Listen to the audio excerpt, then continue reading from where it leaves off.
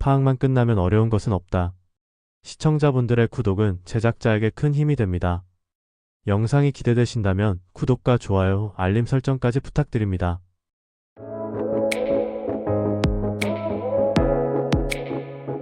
어떤 문제나 과제도 철저히 파악하고 나면 해결이 쉬워진다는 말이 있습니다. 문제의 본질을 이해하고 구조를 파악하면 막막하게 보였던 일이 단순하게 느껴지기도 합니다. 이번 영상에서는 파악만 끝나면 어려운 것은 없다는 사실을 바탕으로 문제 해결의 과정에서 중요한 3가지 핵심 요소에 대해 알아보겠습니다. 그럼 지금부터 영상을 시작해 보겠습니다. 파트 1. 문제의 본질을 이해하는 것의 중요성. 첫 번째 주제는 문제의 본질을 파악하는 것의 중요성입니다. 우리가 직면한 많은 문제들은 표면적으로 복잡해 보이지만 그 본질을 제대로 이해하면 해결이 훨씬 쉬워질 수 있습니다. 첫째, 문제의 본질을 파악하지 않으면 방향성을 잃기 쉽습니다. 문제의 표면적인 증상에만 집착하다 보면 근본적인 해결책을 찾지 못하고 비효율적인 접근 방식을 반복하게 됩니다. 예를 들어 직장에서의 성과 저하 문제를 해결하려 할 때 단순히 업무 시간을 늘리는 것이 아니라 성과 저하의 근본 원인을 찾아내야 합니다. 이는 동기부여 부족일 수도 있고 업무 프로세스의 비효율성일 수도 있습니다. 근본적인 원인을 이해하는 것이 문제 해결의 첫걸음입니다. 둘째, 문제의 구조를 이해하는 것은 솔루션을 단순화하는 데 도움이 됩니다. 문제를 구조적으로 분석하면 복잡하게 얽혀있는 요소들을 분리해낼 수 있으며 각각의 요소가 문제에 어떤 영향을 미치는지 명확히 볼 수 있습니다.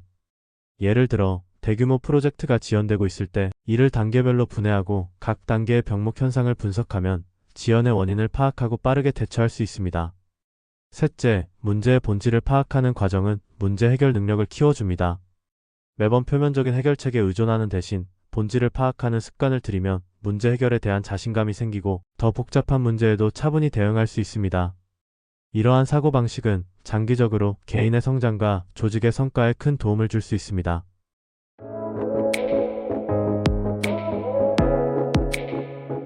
파트 2. 체계적인 분석을 통한 해결책 도출.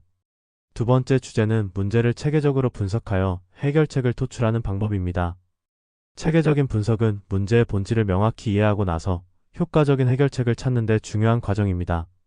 첫째, 데이터 수집과 분석을 통해 문제의 실체를 드러냅니다. 객관적인 데이터를 바탕으로 문제를 분석하면 감정적인 판단이나 추측에 의존하지 않고 논리적인 결론을 도출할 수 있습니다. 예를 들어 고객 이탈 문제가 발생했을 때 고객 피드백과 판매 데이터를 분석하면 이탈의 정확한 원인을 파악하고 적절한 대응 전략을 수립할 수 있습니다. 이를 통해 불필요한 조치를 피하고 문제의 핵심에 집중할 수 있습니다. 둘째, 문제의 요소를 단계적으로 분석하는 것이 중요합니다. 복잡한 문제일수록 이를 여러 단계로 나누어 각각의 요소를 분석하는 것이 효과적입니다. 예를 들어 새로운 시장에 진출하려는 기업은 시장 조사, 경쟁사 분석, 소비자 요구 파악 등 각 요소를 단계별로 분석하고 이를 종합하여 시장 진출 전략을 도출해야 합니다. 모든 단계를 꼼꼼히 분석하면 시장에 대한 명확한 그림이 그려지며 불확실성을 줄일 수 있습니다. 셋째, 여러 대안을 고려하고 최적의 선택을 도출해야 합니다.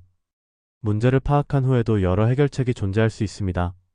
이때 각각의 대안이 가진 장단점을 분석하고 상황에 가장 적합한 해결책을 선택하는 것이 중요합니다.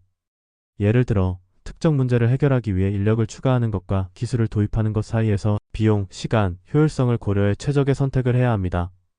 이러한 의사결정 과정은 더 나은 결과를 이끌어내는 데 중요한 역할을 합니다.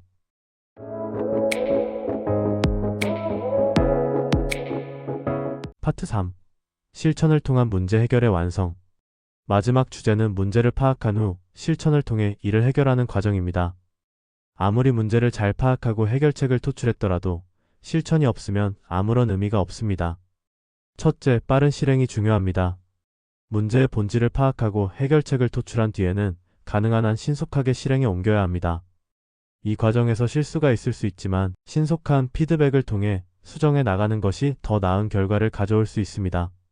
예를 들어 소프트웨어 개발 프로젝트에서 초기 분석이 끝난 후 빠르게 프로토타입을 만들고 이를 바탕으로 피드백을 받아 수정해 나가는 방식이 효과적입니다. 둘째, 지속적인 모니터링과 개선이 필요합니다. 실행 과정에서 예상치 못한 문제가 발생할 수 있습니다. 이를 방지하기 위해 실행 중에도 지속적으로 상황을 모니터링하고 필요한 경우 즉각적인 개선 조치를 취하는 것이 중요합니다. 이는 특히 변화가 빠른 환경에서 필수적인 과정입니다. 예를 들어 마케팅 캠페인을 실행할 때 실시간 데이터를 모니터링하며 필요에 따라 전략을 수정하면 더 나은 성과를 얻을 수 있습니다. 셋째, 실패를 두려워하지 않고 학습하는 자세가 중요합니다. 실천 과정에서 모든 것이 순조롭게 진행되지는 않습니다.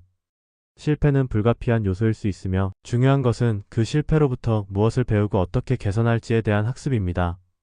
실패는 단순한 좌절이 아니라 더 나은 해결책을 찾기 위한 중요한 경험입니다. 예를 들어 기업이 새로운 제품을 출시했을 때 초기의 실패가 제품 개선의 기회로 활용되면서 더 큰 성공을 거두는 경우가 많습니다. 결론적으로 문제 해결에서 가장 중요한 단계는 문제의 본질을 철저히 파악하는 것입니다. 이를 통해 해결책을 더 명확하게 도출할 수 있으며 실행 단계에서는 빠르게 실천하고 지속적으로 개선해 나가야 합니다. 이러한 과정이 반복되면 어떤 어려운 문제도 더 이상 복잡하거나 해결 불가능한 것으로 느껴지지 않을 것입니다. 오늘의 내용이 여러분께 큰 도움이 되었으리라 생각합니다. 영상을 시청해 주셔서 감사합니다. 영상이 유익하셨다면 구독과 좋아요, 알림 설정까지 부탁드립니다.